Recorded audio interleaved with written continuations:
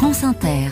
Il est 5h13, voici le journal des Outre-mer. Bonjour José-Manuel Lamarque. Bonjour Mathilde Munoz. On commence par Mayotte, où l'opération Wambushu contre l'immigration illégale suscite de vives oppositions et inquiète de nombreuses institutions.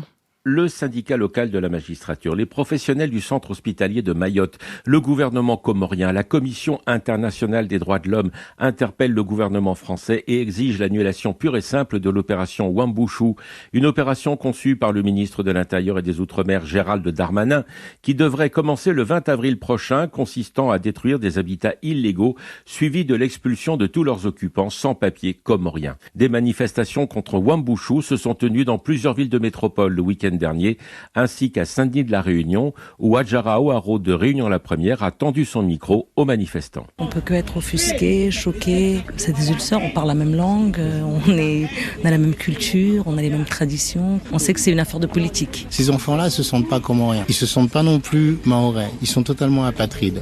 Vous allez les renvoyer en juin, la population en juin ne va pas vouloir d'eux, elle va les renvoyer. C'est ce qui va se passer. Donc on va faire quoi avec tous ces gens? On va les trimballer d'une île à l'autre.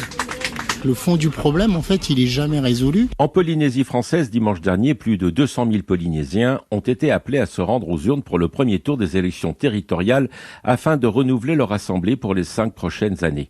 57 représentants seront élus qui désigneront le prochain président du pays. Sur les 7 listes candidates, la liste conduite par l'ancien président indépendantiste Oscar Temaru et le député Moetai Brotherson avec 34,9% des voix a remporté le premier tour de ces élections et affrontera au second tour celle du président sortant Edouard Fritsch, 30,46% des voix, et celle de l'ancien vice-président autonomiste Nueao Loré, 14,54% des voix. S'il remporte le second tour le 30 avril prochain, les indépendantistes seront pour la première fois en position de force face à l'État français pour négocier un processus de décolonisation et un référendum d'autodétermination. En Guyane, maintenant, les chefs coutumiers sont en première ligne dans les discussions sur l'avenir statutaire du territoire qui demande son inscription dans la Constitution française comme un territoire doté d'autonomie. Ainsi, les autorités coutumières doivent se décider sur la mise en place d'un Sénat coutumier au lieu du Congrès actuel qui dispose d'un pouvoir consultatif. État des lieux par Nickerson Perdius de Guyane la Première. C'est une course contre la montre qui s'enclenche pour les autorités coutumières du pays car elles ont jusqu'à la fin du mois pour décider de la mise en place ou non de ce Sénat coutumier de Guyane en lieu et place du Grand Conseil coutumier. Pour l'instant, les 2 collèges amérindiens et bushinengue travaillent séparément. Tous vont ensuite se rencontrer pour prendre une décision finale. Pour les élus de la CTG, c'est d'abord aux autorités coutumières de décider. Pendant ce temps, les membres du COPIL, le comité de pilotage sur l'évolution statutaire, devront finaliser l'avant-projet du document d'orientation très attendu. Quand Nickerson Perdius nous parle de la CTG, il s'agit de la collectivité territoriale de Guyane.